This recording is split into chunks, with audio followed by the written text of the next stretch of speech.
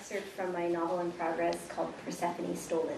And it's a little bit condensed to fit into the frame, so hopefully it makes sense.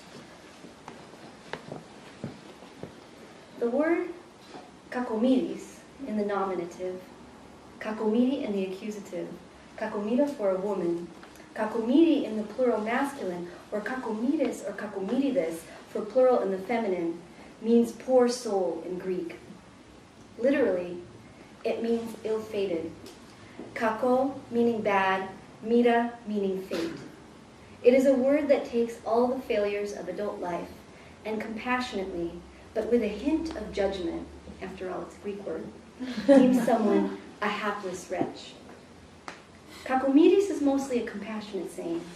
You could say, look, he can't help it. He's a kakomiris. Or, be nice to her. She's just a kakomira. Or, look at him, what a kakomiri. Or, you can't help all the kakomirides of the world. Or, don't be afraid of them. They're just kakomirises, if you wanted to anglicize a bit and mix conjugations between Greek and English. So the idea is that as such a victim, this person can't help it. No matter how annoying, smelly, or crazy, or bad he acts, he is just somebody who is unable to escape his bad fate. Poor soul, you say it and walk by, or change the subject, as if it would explain away the personal tragedy. My parents had this way of taking in strays, the kind of people to whom luck had dealt a bad hand. My parents were the first people in each of their families to go to college, and they had big hearts for these people. One thing these people had in common was that they were all really brilliant, but for some reason or another, they just could not fit into the mold that society expected them to fill. They knew this, and they also knew that they had to rebel out of it. And this is either because they were totally crazy, wounded, or had almost died, and now, after everyone else in the world had turned their backs on them, after all the so-called people who care turned a blind eye to their suffering, when nobody was left in the world that gave a damn about them, they found my family on their last pit stop on the way to rock bottom. And my family wasn't rich or generous or even very kind to each other, but we took them in. And as a kid, I thought this was normal. We didn't have a lot of family around, so these kakomirides became like our extended family. I learned from a young age that life was fragile, that it destroyed people sometimes. First, there was Jacob. I was 5, and we had not yet moved into our new house. But Jacob came to us out of necessity. He was a friend of my dad's from his graduate school days. Jacob was the child of 2 research psychologists who headed the USC Psych Department at one time, and who were devotees of the theories of the famed behavioral psychologist B.F. Skinner. They had placed Jacob as a child, my mom said, in a Skinner box, which means an isolation chamber that was controlled to exact temperature with piped-in pleasant music and the right environment for a human baby to achieve optimum health. Unfortunately, what they discovered later about Skinner boxes is that nothing can replace the arms of a mother. Most children like Jacob, whose parents had them spend time in Skinner boxes, woke up one day and realized that they had become psychotic. And Jacob was on his way to that point when he stayed with us. My parents had put a cot in the garage for him, and he stayed with us for 6 months. Eventually, Jacob left, and I was too young to know how it happened or how my parents exactly got rid of him. But he would call us on holidays throughout the next several years, rambling into the phone for hours at a time, completely obsessed with our family. You must be older now, Persephone, he'd say in a soft-spoken, shaky voice when I answered the phone on Christmas. We got a lot of hang-up phone calls where the person on the other end of the line would just listen in silence. We started to attribute them to Jacob. My parents often acquired a piece of furniture or some of their treasures from these guests. In the case of Jacob, we got all of his records, his sideboard, a steel string guitar, and a red plastic oil change pan full of thousands of pennies. We also got Jacob's miniature rusty brass menorah that I stole and used as a prop for my Barbies as a child until my mom found it and got mad. My mom said that I wasn't allowed to go and play in the garage even when Jacob was home because she didn't want me to bother him. But I didn't want to go anyway, because the only time I did go into the garage, Jacob was there on his cot, lying around in his stained tighty-whities, strumming his guitar, the dim light of the bare bulb glinting off his wire-rimmed glasses.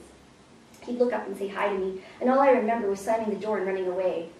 Jacob gave me the creeps, and I couldn't understand as a child why my parents felt so sorry for him and took him in. And as a 5-year-old, I was harsh about him. I thought he deserved what he got. At the age of 10, right after we moved into our new house, we got our next Kakumida, Shantae. Shantae was a black woman who, like my dad, had been the first person in her family, her neighborhood, and her community to go to college and graduate school.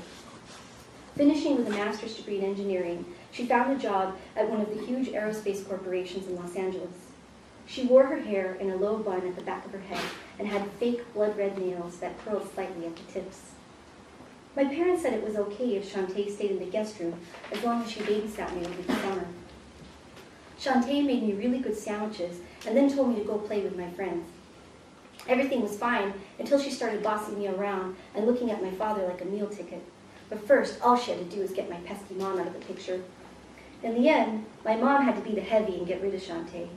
The final straw in my mom's eyes was when Shantae brought home a cokehead she met at the airport and told me to go out and play. The guy had really long pinky nails and rings on every finger.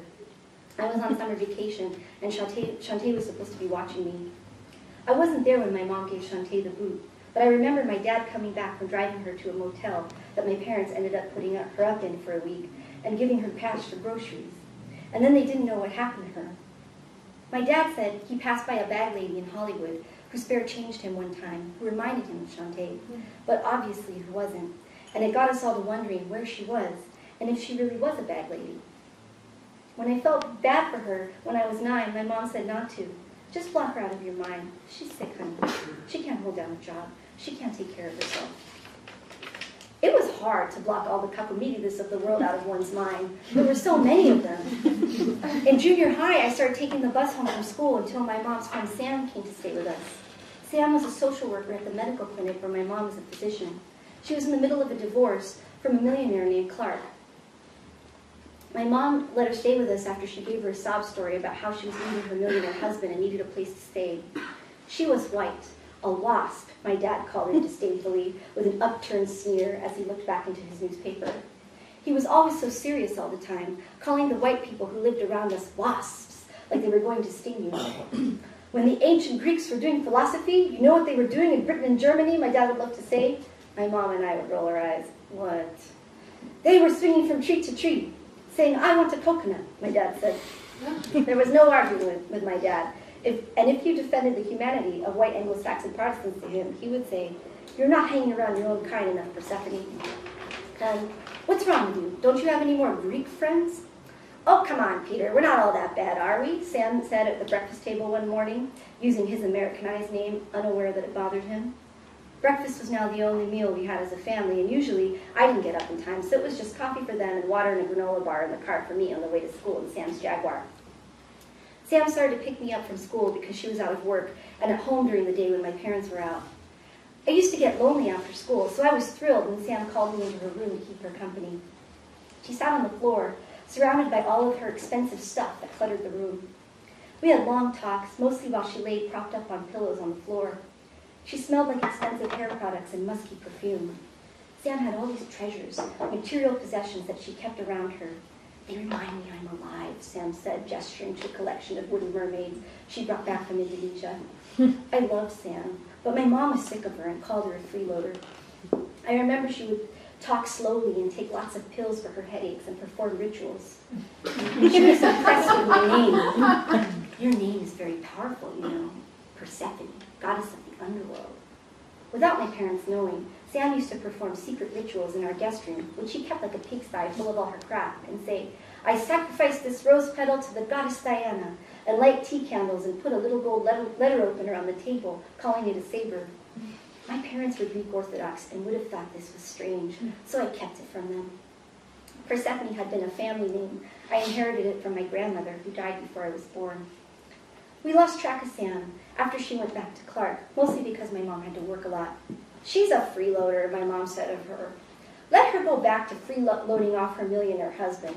That was the last I saw of Sam. The next year, in high school, my mom's childhood friend Lenka came to stay with us. Lenka had always been a little strange. She goes to her own drum a little bit, my mom warned. Lenka held firm to the belief that the KGB was after her at all times. She was a concert-level pianist, spoke 12 languages, was basically a genius, the child of 2 doctors, but she lived in her car. On top of that, she secretly believed that the Catholic Church, Satan, the KGB, and the CIA were in a big plot to destroy the universe, and that the corruption was widespread, and that my mom had to protect me at all times because it could strike at any time. She would bring it up late at night to my mother while sitting across the kitchen table from her after work when I was asleep. For months, she would rattle on and on about it to my mom with an urgent look in her eye. She looked surprisingly a lot like my mom, Lenka did, with tight black curls framing her face and bushy dark black eyebrows and swarthy features. She also had rosy cheeks and used to hum in a maniacal way. She could sight read anything on the piano. She picked up Chopin and Mozart like it was Twinkle, Twinkle, Little Star, all while humming along. She was fun, and I respected her for being able to sail through these songs that took me a month to learn on the piano. But she smelled bad, and she had 5 months of living in her car before she moved in with us. My mom ended up kicking her out after her delusions got out of control, and she yelled and put feces on our door in a bag with toilet paper in it, and rang the bell and walked away one day, so we never called her again. Then there was Stavros. Stavros was a rotund Greek Cypriot who grew up in northern Cyprus and went to the beach one day with his young wife. When he came back to his house, Turkish soldiers were at his door and told him he could never go home. He never went back, and now family home remains exactly like it was in 1974, caked with dust, a mausoleum of that one summer day. After that, he had lived in London, then settled with his bride in Los Angeles, who gave him many children. But that was a long time ago. Now, Stavros is a man of the world. He stayed with us after surviving cancer. The doctor said he would die for sure, but then one day he beat all the odds, and he recovered and walked out of the hospital.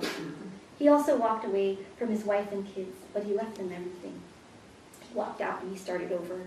And now, a businessman who specializes in the import-export business, he gets up in the morning, and if he feels even slightly unhinged, he spins the globe and he buys an airline ticket to somewhere else in the world based on whim.